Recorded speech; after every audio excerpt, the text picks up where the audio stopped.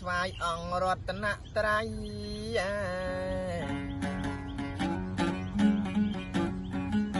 ព្រះពុទ្ធព្រះធម៌ព្រះសង្ឃទាំង3ជាកែវថ្លៃល្អអស្ចារ្យខ្ញុំបាទនឹកគុណអស់ទេវតាថថែរសាឆកម្មានឹងគុណមេត្តាហើយនឹងបៃតាជីដូនជីតាបុព្វការី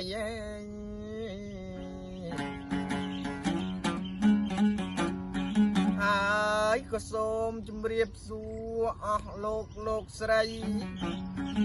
ជាអ្នកថែរក្សាសិល្បៈជាបៃគឺថាបុរាណគេពីដូនតាព្រមទាំងសូមជម្រាបសួរអស់ប្រធានគណៈកម្មការជាពិសេសគឺថាប្រធានអង្គការមាតុភូមិពលឹងខ្មែរថ្ងៃនេះខ្ញុំបាទជាកូននៃខ្មែរតែវប្បធម៌ប្រពៃណី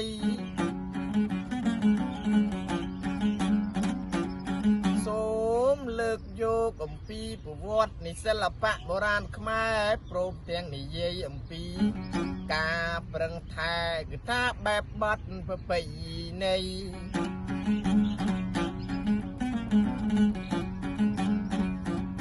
ជាពិសេសណាស់ខ្ញុំបាទសូមរៀបរាប់អំពីអង្គការមាតុភូមិពលឹងខ្មែរ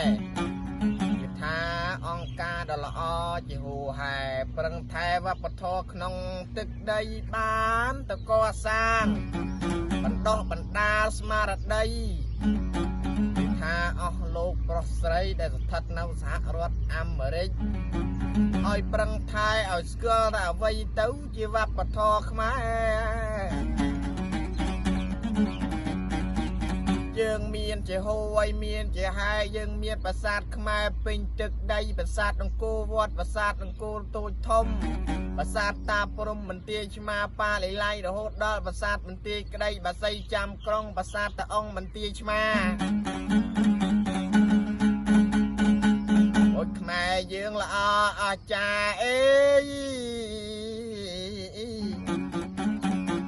អ្នកគេទទួលស្គាល់ពេញទឹកដី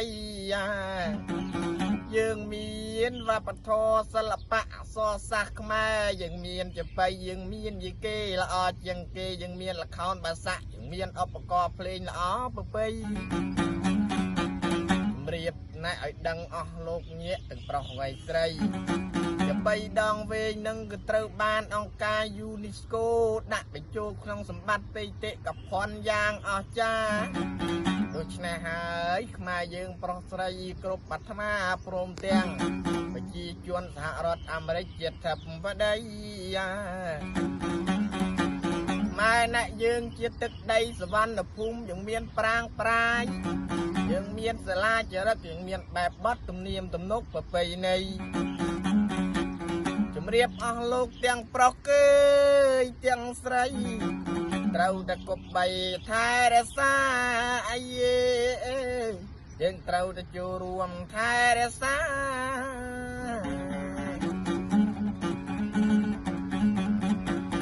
តែខ្ញុំបាទនឹងក៏សូមទោសទុកផងដែរឥឡូវថ្ងៃនេះជាថ្ងៃទំនេរក៏ប៉ុន្តែខ្ញុំអត់បានចូលរួមជាផ្លូវការថ្ងៃនេះបានណែម៉ាក់យាយលោកបានអញ្ជើញខ្ញុំមកចូលរួមប្រជុំនឹងគេដែរប៉ុន្តែខ្ញុំបាទនឹងក៏នៅឆ្ងាយជាហូរហែអត់បានចូលរួមជាតបប្តីប៉ុន្តែបានចូលរួមជាសម្លេងវីដេអូបែបបទផ្នែកចបៃចឹងហើយបើមានខុសត្រូវតាណាទៅណីសូមបណៃខ្ញុំអ្នកចបៃផង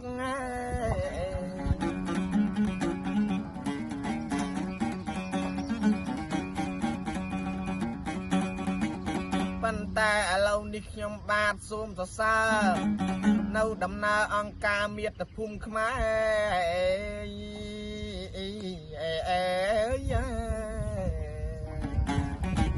ដែលគាត់ រដ្ឋមានទឹកបតីប្រឹងថែវប្បធម៌ខ្មែរពីដូនតាពីបានណតកសាងនគរខ្មែរនៅក្នុងទឹកដីសហរដ្ឋអាមេរិកយ៉ាងថ្លៃថ្លាយើងបានគោរពបែបសាសនាតែព្រមទាំងលើកអំពីវប្បធម៌ដូនតា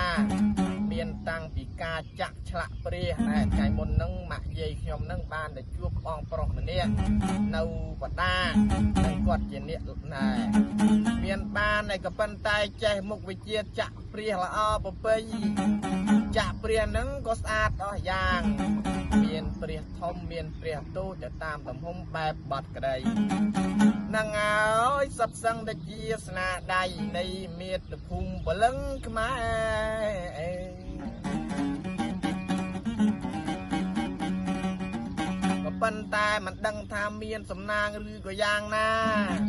បានទៅចូលរួមប្រឹក្សាជាមួយនឹងអ៊ំប្រុសអ៊ំស្រីដែលជារៀមជាបង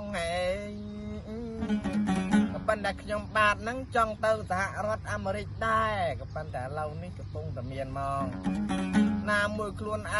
ងអត់បច្ច័យផងមិនដឹងជាទៅរកឯណា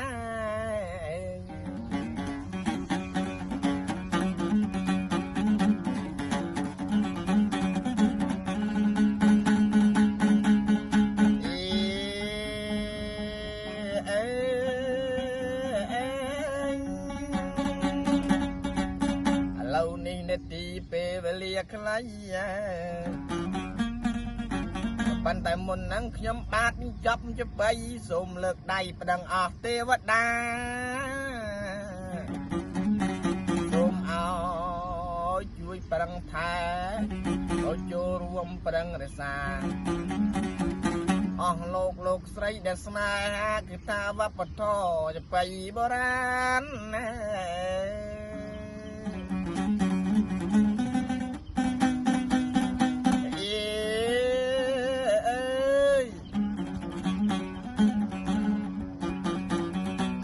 ពិសេសអង្គការមាតុភូមិពលឹងខ្មែរសូមឲ្យអ្នកមានបារមីខ្លាំងពូកែជួយថែរក្សាឲ្យបានសុខសាន្តអស់លោកអាយដាមលោកជំទាវលោកស្រីទាំងប៉ុន្មានតែបានឲ្យឃ្លាតប្រានទៅរស់នៅសហរដ្ឋអាមេរិកក្តីអើយខ្ញុំបាទសូមបញ្ចប់បាត់ជាបៃ